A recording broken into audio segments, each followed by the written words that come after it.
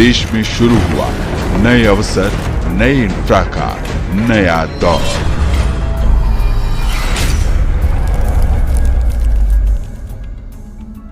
भारत में एलोपैथी और आयुर्वेद के बाद होम्योपैथी चिकित्सा उपचार की तीसरी सबसे लोकप्रिय पद्धति है। वर्तमान में 2 लाख से अधिक पंजीकृत होम्योपैथिक डॉक्टर हैं। हर साल लगभग 12,000 से अधिक डॉक्टर इसमें जुड़ जाते हैं। अभी 10 अप्रैल को विश्व होम्योपैथी दिवस के अवसर पर राष्ट्रपति द्रौपदी मुर्मू ने एक भव्य समारोह में होम्योपैथी के क्षेत्र में हो रहे अनुसंधानों की प्रशंसा की। इस अवसर पर दिल्ली के यशोभूमि सभागार में 6,000 से अधिक होम्योपैथ उपस्थित हुए। भारत में होम्योपैथी करियर वैकल्पिक चिकित्सा में रुचि रखने वालों के लिए एक फायदेमंद और संतुष्टिदायक विकल्प हो सकता है। होम्योपैथी करियर में उपलब्ध नौकरी के अवसरों में homeopathic practitioner, resident medical officer, clinical researcher, public health officer आदि शामिल हैं। भारत में होम्योपैथी की स्थिति बहुत अच्छी है, बल्कि मैं कहूंगा कि पूरी दुनिया में जो होम्योपैथी की स्थिति है उससे सबसे बेहतर स्थिति होम्योपैथी की भारत में है। इसको अगर आप एनालाइज करें तो हमारी स्थिति नंबर वाइज हमारे यहाँ डॉक्टर्स बहुत अच्छी संख्या में हैं। हिंदुस्तान में लगभग रजिस्टर्ड डॉक्टर 2 लाख से ज्यादा हैं। जितने भी हमारे स्टेट बोर्ड्स हैं उन सब का अगर एवरेज डेटा लें, हमारे यहाँ डिस्पेंसरीज, नंबर ऑफ डिस्पेंसरीज बहुत ज्यादा हैं, नंबर ऑफ मेडिकल कॉलेजेज बहुत ज्यादा हैं। तो कुल मिलाकर हिंदुस्तान में होम्योपैथी की संस्थागत स्थिति भी बहुत अच्छी है और होम्योपैथी के फॉलोअर्स भी बहुत अच्छे हैं। पूरी दुनिया की तुलना में हिंदुस्तान में बहुत बेहतर है। अभी सरकार का एक सर्कुलर आया है जिसमें कि वो 20-21 बीमारियों के बारे में कहते हैं कि आप क्लेम नहीं कर सकते। अब क्लेम का क्या मतलब होता है? मान लीजिए कि कोई मरीज ठीक होना चाहता है और वो किसी होम्योपैथी के ट्रीटमेंट से ठीक हो रहा है, तो ऐसे मरीज के बारे में हम क्या कहें कि वो ठीक नहीं हुआ? क्यों नहीं कह सकते? जैसे अस्थमा का केस है, कैंसर का केस है, अगर कोई मरीज ठीक हुआ है या कुछ समय तक उसकी जिंदगी बढ़ गई है तो उसको वो माना जाता है। तो इस तरह की चीजों से डॉक्टर हतोत्साहित होते हैं। डॉक्टरों को आगे बढ़ाने का अगर सरकार के पास कोई इंतजाम नहीं है तो मैं ये कहूंगा कि सरकार कम से कम हमें नीचा तो न दिखाए। उम्मीद तो मैं तब कर सकूंगा अगर मैंने कोई इच्छा रखी हो। मेरी इच्छा है, मेरी उम्मीद है कि भारत सरकार अगर होम्योपैथी को बढ़ावा दे, इसके अच्छे कॉलेज होने चाहिए, गवर्नमेंट कॉलेज हों, यूनिवर्सिटीज हों, और जो बच्चे वहां से पास होकर के जाते हैं उनको गवर्नमेंट जॉब होनी चाहिए और हॉस्पिटल होने चाहिए जहां पर होम्योपैथी की एक अपनी पर्सनल रिकॉग्निशन होनी चाहिए।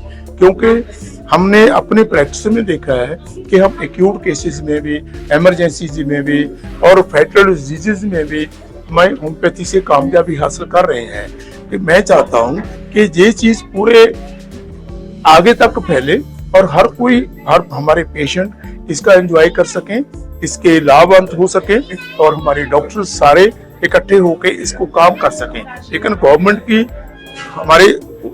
हमारे लिए कोऑपरेशन चाहिए। कोऑपरेशन इस रूप में कि गवर्नमेंट फैसिलिटी दे, हमें सीखने की कॉलेजेस होने चाहिए, ये सब चीजें। हाल ही में रामदेव विवाद को लेकर कुछ दवाओं पर प्रतिबंध को लेकर भी डॉक्टर चिंतित हैं। इस पर उनकी राय अलग अलग है। डॉक्टर DC प्रजापति, देखिए देश में इस समय होम्योपैथिक की स्थिति बहुत अच्छी है और कोरोना के बाद से जो होम्योपैथिक का ग्राफ बहुत तेजी के साथ बढ़ा है।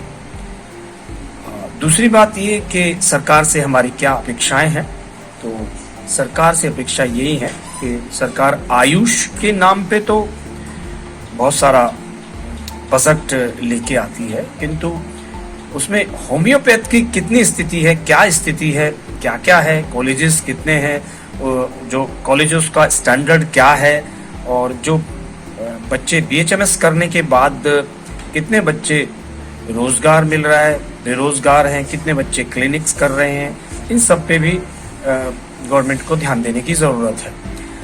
अब बात आती है कि अभी जो रामदेव वर्सेस IMA का जो मसला है उसमें आपका क्वेश्चन ये रहा है कि कुछ दवाइयों को प्रतिबंधित किया गया है, कि उसमें बात ये है कि गवर्नमेंट भी अपनी जगह ठीक है, क्योंकि आपने देखा होगा एक क्रीम से लगाने से कभी कोई गोरा नहीं होता। अगर आज हिंदुस्तान में बहुत सारे लोग गोरे होते, अगर क्रीम लगाने से सब गोरे हो जाते। दूसरी चीज, हमारे लंबाई बढ़ाने की दवाइयां हैं, सब लंबे होते।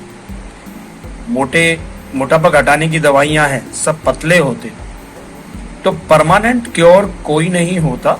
उसको सरकार ने उसको बोला है कि आप इन रोगों को आप क्लेम नहीं कर सकते। जैसे कि अब मैं आपको एक उदाहरण देना चाहूँगा कि हम स्किन का रोग ठीक तो कर देते हैं, पर वो कब तक ठीक हुआ, उसकी ड्यूरेशन कब है, हो सकता है वो 10 साल 20 साल, हो सकता है कि 2 हफ्ते बाद। तो हम ये परमानेंट क्योर का जो क्लेम है वो बिल्कुल नहीं कर सकते। ये इस बात को मैं एग्री हूँ। और रही होम्योपैथ की बात, तो होम्योपैथी एक सागर में से मोती चुनने के बराबर है। बहुत सारा हिंद महासागर है या कोई भी सागर ले लीजिए, उसमें एक मोती पड़ा है और उसको हमने चुन लिया, तो ये है हमारा सिलेक्शन होम्योपैथिक का। हमने दवाई का चयन कर लिया, नहीं तो ये भी ले लो वो भी ले लो और 3 दवाई ले लो 2 दवाई ले लो। तो सिंगल डोज सिंगल रेमेडी का जो सिद्धांत है हनीमैन साहब का, वो भी ठीक है, पर कभी कभी क्या होता है कि हमें 2 या 3 दवाइयाँ देनी पड़ती हैं। इस समय जो मैं मानता हूँ कि भारत में विभिन्न प्रिंसिपल हैं। कोई प्रफुल्ल विजयकर के प्रिंसिपल को मानता है, कोई बनर्जी के, कोई चटर्जी, कोई डॉक्टर बख्शी, कोई विभिन्न तरह के प्रिंसिपल हैं। किंतु हमें होम्योपैथ की स्थिति को ही आगे बढ़ाना है। हमें किसी भी नेटवर्क में, किसी भी कार्यक्रम में सभी प्रिंसिपल को लेके चलना है। कोई ये नहीं कह सकता, कोई भी होम्योपैथ, कि मैं सारी दवाइयाँ जानता हूँ या मैं पारंगत हूँ। रोज प्रतिदिन चिकित्सक सीखता है। आप किसी भी मेडिसिन को ले लो, सल्फर को ले लो, सल्फर का अंत नहीं होता, कितनी ही खोज उसमें जारी है।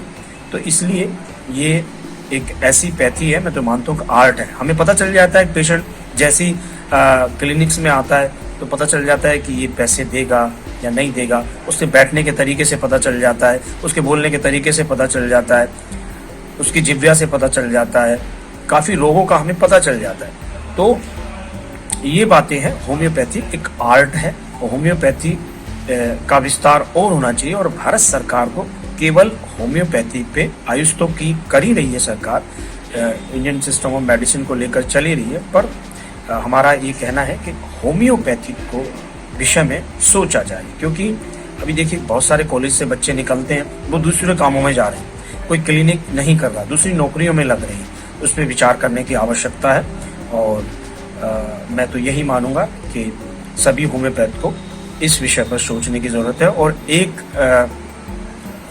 अम्ब्रेला के नीचे आने की ज़रूरत है। बहुत सारे विषय, कभी कोई कुछ कहता है होम्योपैथी के लिए, कभी कोई कुछ कहता है, तो हम अलग अलग ना लड़ते हुए, मैं उदाहरण देना चाहूँगा। डॉक्टर हर्षवर्धन ने मुझे कहा था कि आप होम्योपैथी एक कभी नहीं हो सकते, आपको एक होने की ज़रूरत होगी। अभी आप कोई भी MBBS डॉक्टर कोई पीड़ित किसी से हो जाए तो सारे डॉक्टर हड़ताल कर देंगे, वहीं हम अलग थलग हैं। तो इस पर ज़रूर विचार किया जाए। धन्यवाद। बिट्स इंडिया की एक रिपोर्ट।